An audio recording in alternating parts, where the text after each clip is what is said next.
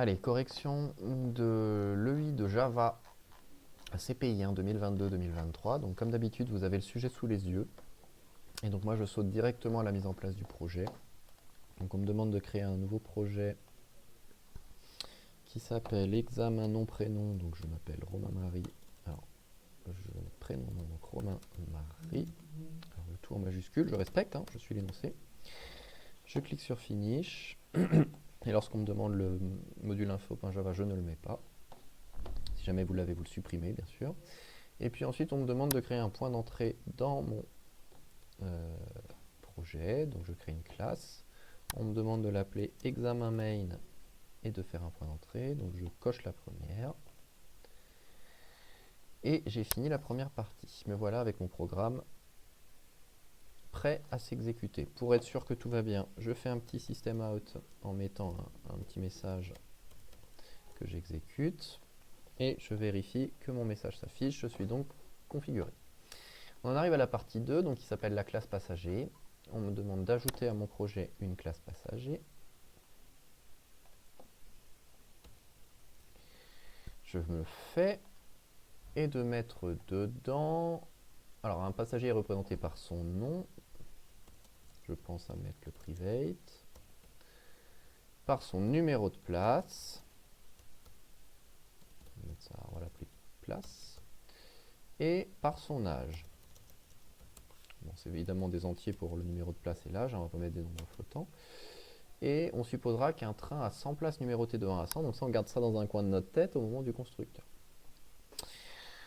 Ajouter un constructeur par défaut, donc un constructeur nom de la classe qui ne renvoie rien, même pas void. Par défaut, donc rien dans les parenthèses, et ce passager il va s'appeler John Doe.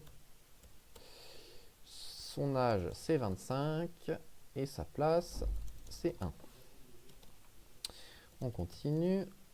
On me demande, je vais dire égal là ici, je rajoute mon égal. On me demande maintenant d'ajouter un constructeur avec paramètres. Donc qui dit constructeur avec paramètres dit qu'il faut que je lui donne en paramètre de quoi remplir mon passager. Pour son nom, j'ai pas de précaution à prendre. Pour sa place, on me dit que c'est entre 1 et 100, donc il faut que la place soit comprise entre 1 et 100. Si c'est le cas, je respecte ce qu'il me demande. Si c'est pas le cas, je vais mettre un truc arbitraire, on va lui mettre la place 1. Et je fais la même chose pour l'âge, on va partir du principe que ma personne elle a au moins 0 ans. Si elle a moins 2 ans, on a un petit problème. Et puis si c'est pas respecté, on va lui donner 25 ans.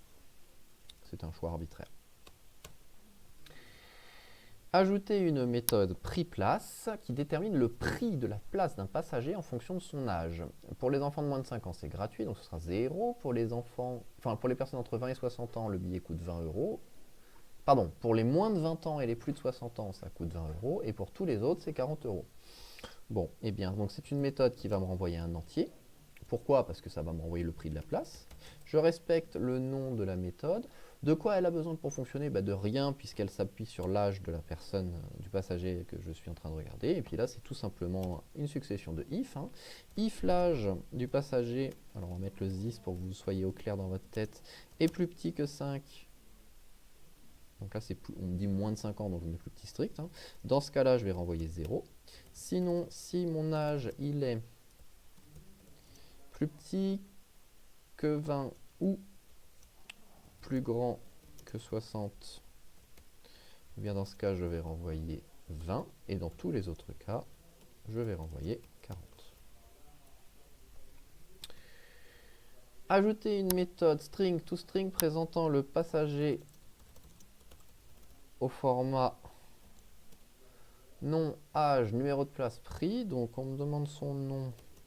Donc je vais mettre son nom, plus on me demande un petit tiret, je vais le rajouter, plus son âge, plus un espace avec un 2 points et un autre espace, son numéro de place, plus un deuxième tiret, plus le prix. Alors le prix de sa place, c'est rien d'autre que le résultat de la fonction prix place que je vais donc appeler. Et on a terminé. Alors, vous pouviez mettre des is tout le long, mais ils sont facultatifs, hein, puisqu'il n'y a pas d'ambiguïté, c'est pour ça que je ne les ai pas mis. Ajouter une méthode statique pluvieux qui retourne le passager, donc c'est une méthode qui retourne un passager, parmi le plus vieux de 2 passagers, donc on va lui donner 2 passagers en paramètres, et on va renvoyer le plus vieux. Alors si P1.age est plus petit, plus grand que P2.age, ben je vais renvoyer P1. Et sinon, je vais renvoyer P2. Voilà, donc je vous rappelle, hein, une méthode statique, c'est une méthode qui appartient à la classe. Il n'y a pas this dans l'histoire, donc il fallait bien mettre 2 passagers en paramètre. Question 7. Dans votre point d'entrée, donc on retourne dans le main. On va dégager mon coucou. Créer un passager par défaut P1. Alors on fait appel au mot-clé new. Passager par défaut, ça veut dire constructeur par défaut. Et un passager avec paramètre P2. Donc un passager avec paramètres, c'est la même chose, sauf que je donne des choses dans les paramètres. On va l'appeler Romain. On va lui donner 20 ans. Et on va... Alors, il faut juste que je me rappelle, c'était quoi dans l'ordre? Est-ce que je donnais d'abord le numéro de place ou d'abord l'âge? Je donnais d'abord le numéro de place et ensuite l'âge. Donc je vais lui donner la place numéro 5, arbitrairement, et je vais dire qu'il a 20 ans. Ok. Et puis question 8, toujours dans le main, afficher l'âge du passager le plus vieux entre P1 et P2. Donc on va commencer par récupérer le plus vieux. Alors le plus vieux c'est quoi? C'est le résultat de la méthode plus vieux entre P1 et P2. Et puis on me demande d'afficher l'âge de ce passager là. Donc je vais faire plus vieux point. J'aurais bien envie d'écrire point âge, mais j'ai pas le droit puisque c'est privé. Donc je vais faire un point get âge, c'est-à-dire un accesseur, et je vais rajouter dans ma classe passager un petit accesseur qui va bien. Hop. Donc je me contente de retourner l'âge.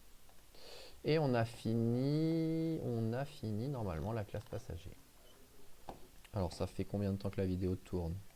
Ça fait 7 minutes, donc je continue, hein, je reste sur la même vidéo. On va passer à la classe train. Donc pour cette classe, vous allez manipuler un tableau. Alors tout ça, c'était un petit rappel de cours, je le passe. Ajoutez à votre projet une classe train.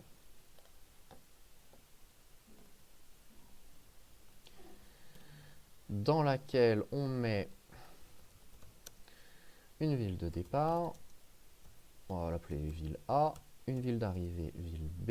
Et un tableau de 100 passagers.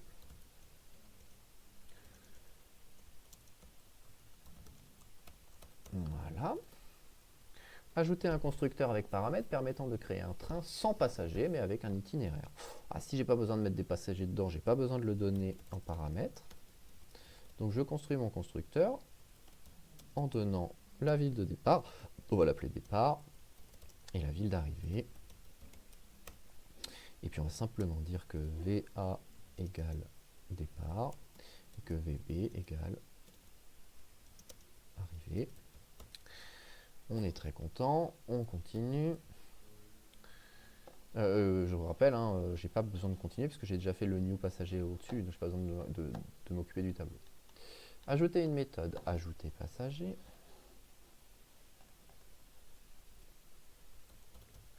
Alors, on va prendre le temps, on va se poser les bonnes questions. Cette méthode ajouter passager, elle ajoute un passager au train. Bon, donc si elle ajoute un passager au train, il faut bien que je lui donne ce passager. D'accord? Et si elle ajoute un passager au train, je ne lui demande pas de résultat particulier, donc ça va être void. Ok. Donc cette méthode, elle ajoute un passager au train et on précise que c'est à la première case vide trouvée. Donc je vais faire tout simplement une boucle. Je vais initialiser une variable i à 0 pour la première case du tableau.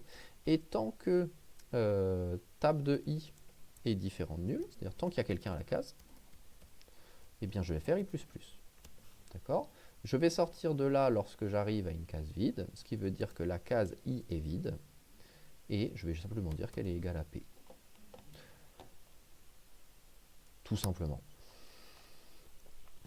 On continue, on arrive à la question calcul bénéfice. Alors idem, je vais prendre mon temps.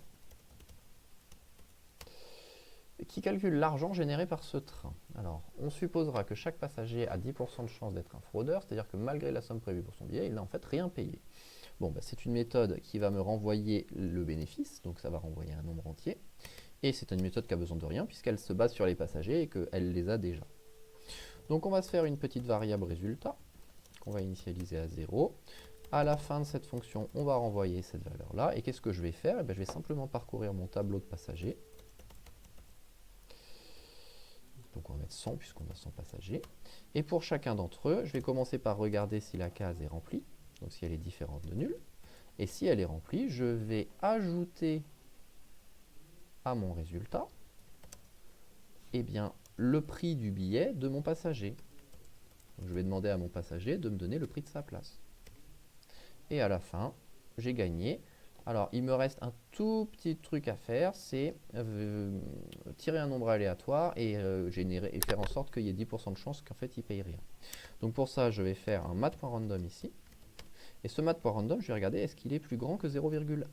Pourquoi plus grand que 0,1? Parce que mon mat.random, il génère un nombre entre 0 et 1. Et que donc, j'ai 90% de chance qu'il soit plus grand que 0,1. Ce qui veut dire que j'ai 90% de chance que ma personne paye sa place. On passe à la question 5. Ajouter une méthode est libre. Je vais faire comme ça, on va prendre le temps. Toujours pareil, qui permet de vérifier si une place du train est libre, c'est-à-dire si elle n'est occupée par aucun passager. Alors, on se rappelle de l'énoncé, hein, les places elles sont numérotées de 1 à 100, ça veut dire que ce que je vais poser comme question à ma classe, c'est dis-moi si la place 23 est libre. D'accord? Donc je lui donne en paramètre une place et elle va me répondre oui ou non. Donc elle va me donner un booléen. Alors qu'est-ce que je vais faire pour répondre à cette question?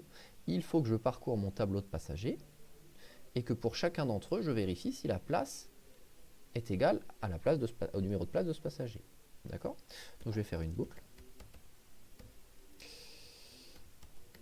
Je vais regarder évidemment uniquement les cases qui sont occupées par des passagers. Et si jamais je trouve une place de sorte que...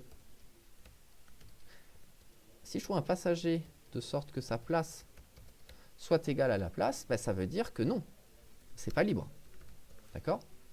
En revanche, pour déterminer que la case est libre, que la place est libre, il faut que j'arrive à la fin de ma boucle. Donc je ne peux faire mon return true qu'après avoir parcouru tous mes passagers.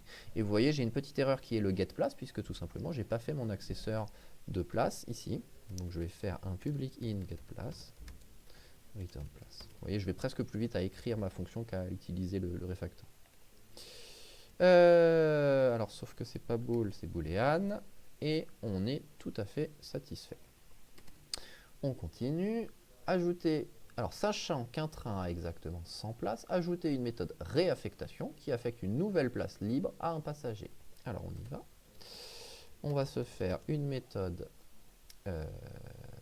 réaffectation. Et cette méthode, elle doit affecter une nouvelle place à un passager. Donc de quoi elle a besoin? Elle a besoin de savoir de quel passager il s'agit. D'accord? Donc je lui donne un passager. Et elle va m'affecter une nouvelle place pour ce passager. Ce qui veut dire qu'elle ne renverra rien du tout. Elle va juste modifier le passager. Alors comment je vais faire ça? Le plus simple, il y a plein de façons de faire cette question, hein, mais la plus simple à faire, c'est, je sais que mes places, elles vont de 1 à 100. Donc comment je vais m'y prendre? Je viens de faire une méthode est libre.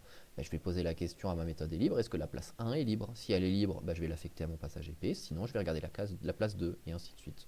Donc je fais une boucle qui va de 0 à 100 aussi cette fois, alors pardon, de 1 à 100 cette fois, parce que la première place c'était la place 1. D'accord? Mais qui n'a rien à voir avec mon tableau, je ne vais pas parcourir mon tableau, je vais parcourir les numéros de place. Et je vais poser la question, si la place est libre, d'accord? Donc si la place I est libre, et bien dans ce cas, je vais demander à mon passager d'occuper la place I. Donc pour faire ça, il faut bien sûr faire le mutateur de place. Je vais le faire à la main pour qu'on prenne le temps. Donc un mutateur, c'est state. Ça prend en paramètre le numéro de place désiré. Ça fait le this.place égale place. Mais par contre, ça ne le fait que si le numéro demandé est valide. Donc je ne le fais que si place est compris entre 1 et 100.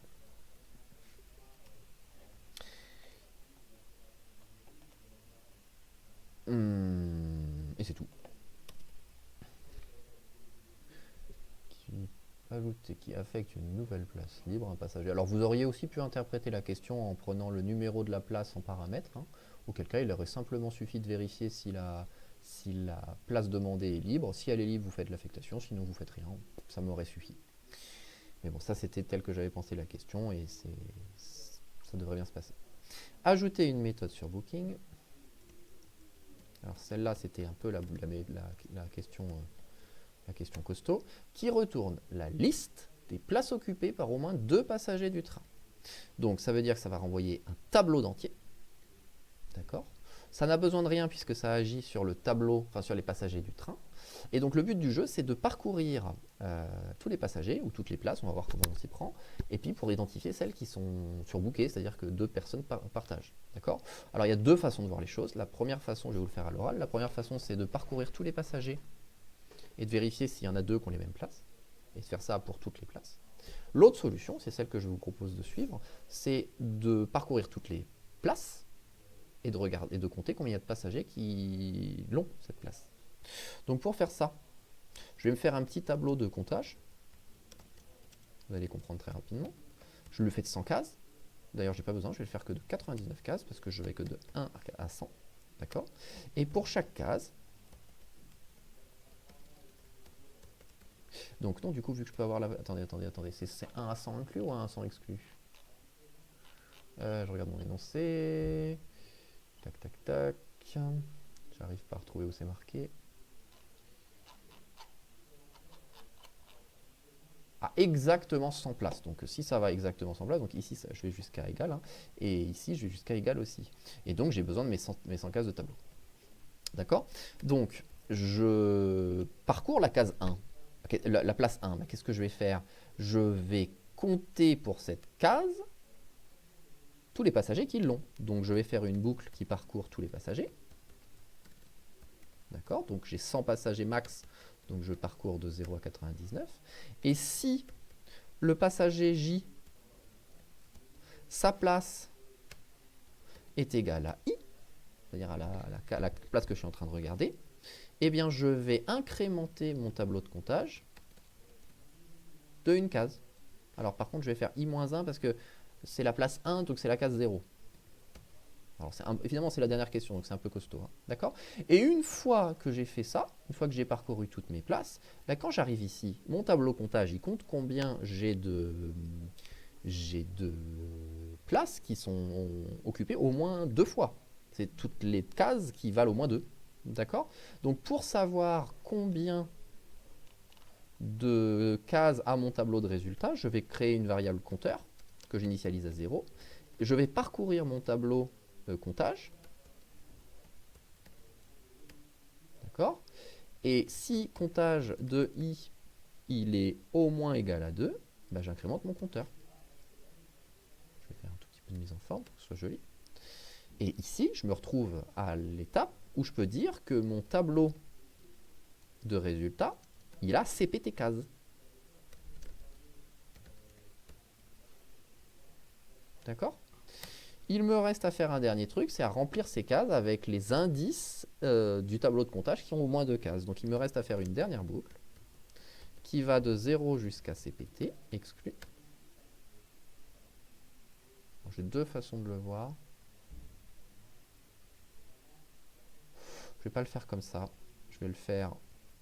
Je vais parcourir mes places. Attendez, je réfléchis. Je vais parcourir mon tableau comptage. Si comptage de i est supérieur ou égal à 2, je vais remplir res de j avec i. Donc je dis que la avec i plus 1. Je dis que la i plus unième place est occupée. Si c'est la case 0, c'est la place 1. C'est pour ça que j'ai mis le plus 1. D'accord. Et il me reste à faire un dernier truc. C'est incrémenter mon j pour passer à la case d'après. Alors, n'hésitez pas à mettre pause sur cette question-là. Elle est un tout petit peu tarabiscotée, mais bon, c'était les points pour avoir 20. Hein. Et ça devrait plutôt bien se passer. Ça, pour info, vous avez beaucoup de questions comme ça dans la tour de l'algo. Hop, on commence par compter. D'accord, on commence par remplir un tableau de comptage, puis on compte combien de cases sont supérieures ou égales à 2, Et enfin, on remplit le tableau résultat. Alors, il y avait probablement des méthodes un petit peu plus directes, mais celle-là, c'est celle qui décompose bien le mouvement et qui devrait bien se passer. Alors, on a fini la classe train. On en arrive à la partie main examen, qui d'ailleurs s'appelait examen main. Mais bon, c'est pas très grave. Dans votre point d'entrée, ici, créez un train avec l'itinéraire de votre choix.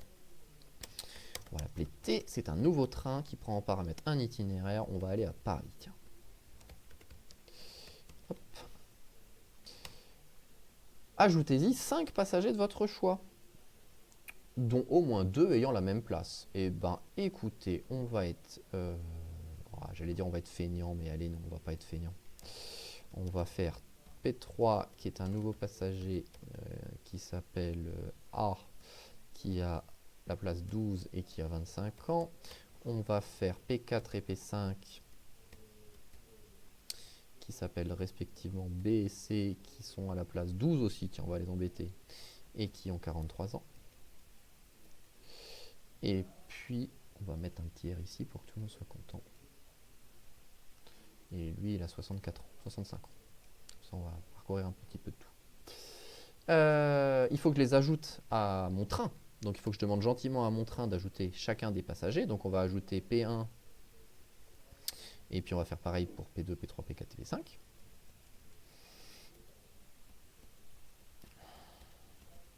Alors évidemment, si je vous en avais demandé 100, vous m'auriez fait un joli tableau avec une boucle. Et on est content. Alors, présenter le train au format ville départ, ville arrivée, bénéfice. Et bien, ce que je vous propose pour répondre à cette question, c'est de faire une méthode toString. On va pas réinventer la roue. Donc, on va faire ici une méthode toString. Cette méthode, on va suivre un petit peu la syntaxe qu'on me demande. Donc, on me demande d'afficher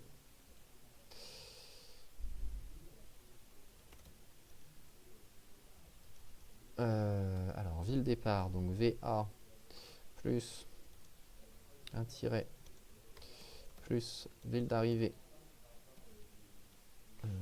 Attention, je me suis planté. C'est une variable, hein, VA. Plus un tiret plus le bénéfice. Donc pour ça, on va faire calcul bénéfice. Plus, on va faire un retour à la ligne.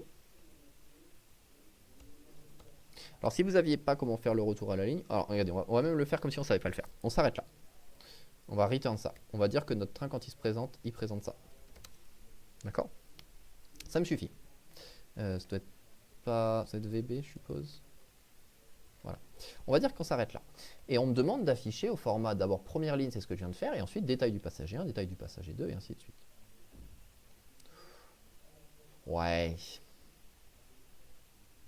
Allez, on va le faire comme ça, mais c'est vraiment pas joli. Après, je vous montrerai comment on le fait proprement. Donc, si je veux le faire comme ça, ben, j'affiche mon train, puis j'affiche mes passagers. D'accord? Et j'ai 5 passagers, donc je vais faire comme ça. C'est pas très propre et c'est pas vraiment logique parce que je demande pas vraiment à mon train là, de s'exécuter comme ça. Donc ça, c'est la première solution. La deuxième solution, c'est de faire proprement les choses. Alors, on va déjà exécuter. Ça fait très longtemps que j'ai pas exécuté, ce qui est une bêtise. Donc, j'ai bien mon Limoges 180 €, mes différents passagers avec le monsieur de 65 ans qui ne paye que 20 €. On a l'air plutôt pas mal. Et à 20 ans, ben, je paye 40 € parce que je n'ai pas moins de 20 ans. D'accord ? On est content. Bon, ce qu'on va faire, c'est qu'on va dégager ces 5 lignes-là, et puis je vais rajouter leur contenu directement là-dedans, ça sera bien plus propre. Donc je vais faire un string res égale ça, et ici je vais faire un res plus, je vais rajouter un anti/n, donc l'anti/n c'est le retour à la ligne, et puis je vais rajouter une petite boucle qui parcourt tous mes passagers. Donc là je demande bien, c'est beaucoup plus générique, puisque je demande bien à ma classe quels sont les passagers du train. Tac. Et je vais leur demander si la case n'est pas vide. Bien sûr, si j'ai un passager, je vais ajouter à mon résultat l'affichage de table de i. D'accord. Et puis je vais rajouter un anti/n parce que j'ai un doute sur le fait qu'ils le mettent. Alors là, il n'est pas d'accord. Et puis bien sûr, à la fin, je return mon résultat. On exécute ce truc-là. Et vous remarquez que j'ai le même résultat. La seule différence, c'est que maintenant, je l'ai en une seule ligne. On continue. Afficher le passager le plus vieux du train. Alors, le passager le plus vieux du train, Ce que je vous propose, c'est qu'on réutilise la méthode statique pluvieux de la classe passager, hein. On va demander, on va demander au train. Regardez, on va faire un truc comme ça. Hop, on va demander gentiment au train d'afficher de calculer tout seul comme un grand le pluvieux passager. Et on affichera ce qu'il nous dit. D'accord? Donc là, évidemment, la méthode n'existe pas, mais je vais dans ma classe train. Je rajoute une méthode pluvieux qui va m'envoyer un passager, puisque je demande quel est le pluvieux passager. D'accord? Et comment on va s'y prendre? Eh bien, on va parcourir... Alors, on va supposer... Alors, je vous rappelle un truc, c'est qu'on remplit les cases dans l'ordre croissant. C'est-à-dire que le premier passager, on le rajoute à la première case. D'accord? À la première case non vide, vous vous rappelez? Ce qui veut dire que je vais commencer par vérifier, est-ce qu'il y a des passagers dans le train? Si table de 0 est égal à nul, eh ben, je peux return nul, parce que je sais déjà que je n'aurai pas de passagers dans ma classe, dans mon train. D'accord? Sinon, je vais dire que mon résultat, c'est le premier passager. D'accord? Et puis une fois que j'ai fait ça, je vais parcourir, je vais faire un petit tiendresse ici pour qu'on soit d'accord, je vais parcourir toutes les cases de mon train. Je vais commencer par la case 1 puisque je viens de faire la case 0.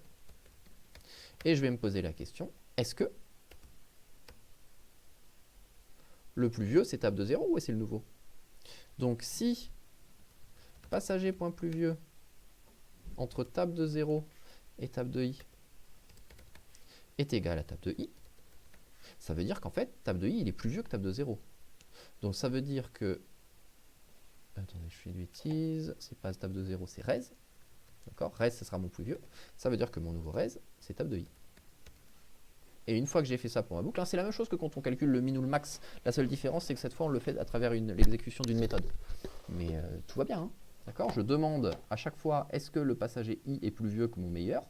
S'il est plus vieux que mon meilleur, bah, c'est mon nouveau plus vieux. Et quand je le retourne, j'ai gagné. Donc logiquement, quand j'exécute ça, je devrais avoir comme plus vieux une erreur, parce que je me suis planté. Qu'est-ce que j'ai foutu? Bah oui, je ne regarde pas si mon table de i il existe. Donc je vais commencer par regarder si table de i est différent de nul. Et à ce moment-là, je pourrais commencer à me poser la question. Je refais. Et je constate que mon plus vieux, il a 65 ans, ce qui tombe bien puisque c'est mon plus vieux. Donc je suis très content. Voilà. Et puis on arrive à la toute dernière question. Affecter une nouvelle place aux passagers victimes de surbooking. Eh bien, comment je vais faire ça? Alors là, oulala, oui, celle-là, elle est un peu costaud aussi, hein. Celle-là, elle est un peu costaud. Donc, pour affecter, alors on va demander gentiment à notre train de s'en occuper, c'est lui qui a tous les éléments, hein. Réaffecter, on va l'appeler ça.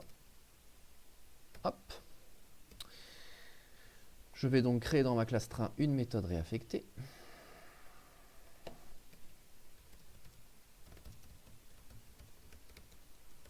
Et qu'est-ce que ça veut dire réaffecter? Ça veut dire étape 1, commencer par savoir toutes les places. On va appeler ça place avec un S, mais vous comprenez, c'est celles qui sont surbookées. Et je vais pour ça faire appel à ma méthode surbooking, hein, puisqu'elle me renvoie la liste des places qui sont surbookées, tant qu'à faire, soyons pas bêtes. Et pour chacune de ces places, donc je vais parcourir mon tableau places.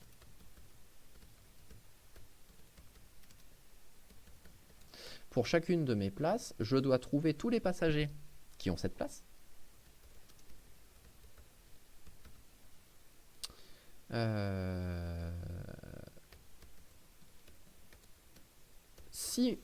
Si ma case J n'est pas vide, donc il faut déjà qu'il y ait un passager à cet endroit-là, et que en plus, ma case J, elle a comme place I, et bien dans ce cas, c'est mon passager J, il faut que je le réaffecte. Donc je vais faire un gentil, alors je sais plus c'est quoi, ça doit être un réaffecté, réaffectation de table de J. Voilà. Et c'est fini. Donc là, on est à la fin de l'examen.